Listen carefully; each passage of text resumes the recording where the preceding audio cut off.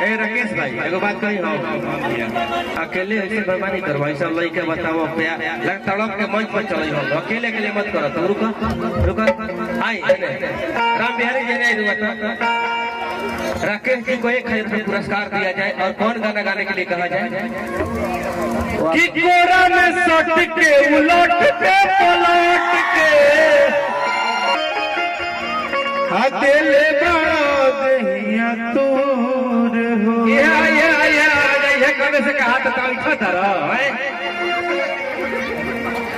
कि जब हो जनती तो दूर नहीं फनती कहे खाती कोई मजबूर हो। चलेगा क्या भैया? भैया इधर आइए, या भैया थोड़ी है क्या? ससुर जी है कि राम बिहारी ज्यादा ही ना बोलो कि कोरा में सट के उलट के पलट के अकेले बड़ा दहिया तूर हो। कि बिजली के तार में भतार छुरैला मन मन कैला मजबूर हो। कि बेरी बेरी छुई ना हमारा बबुई बखत बदन पर भोर। हे राजा तनी जाई ना बहरिया। अच्छा घुसे के मन करते का करी हम भाई तैयारी कराएगा क्या रहोगे? साली कितना अच्छा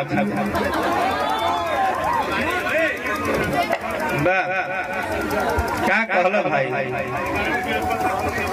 अच्छा दोनों में कौन अच्छा है? अच्छा एक बात कही, ओकरा पर ढेर लोग लागल बा, सामान कुटाइल बा, ये सामान बचल बा, हमें नहीं रहल भाई सही बोलत। अरे hello, what is this misunderstanding? You are between the छोटी छोटी misunderstanding. Not नहीं भाई misunderstanding।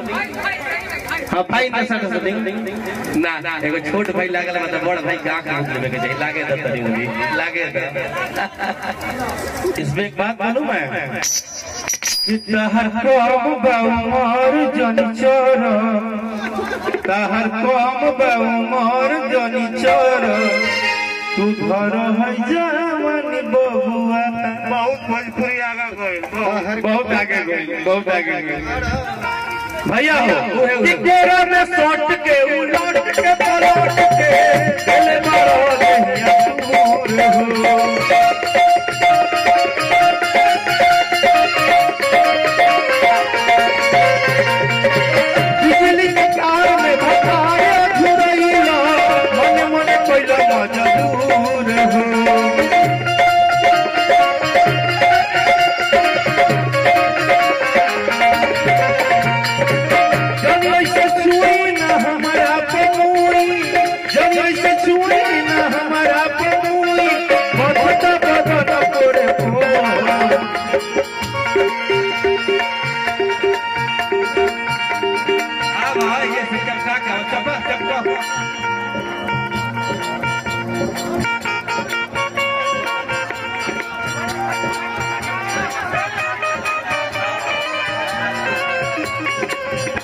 एक बार जम कहोगे का एक बार पूरा हल्ला करके बताओ हो गए।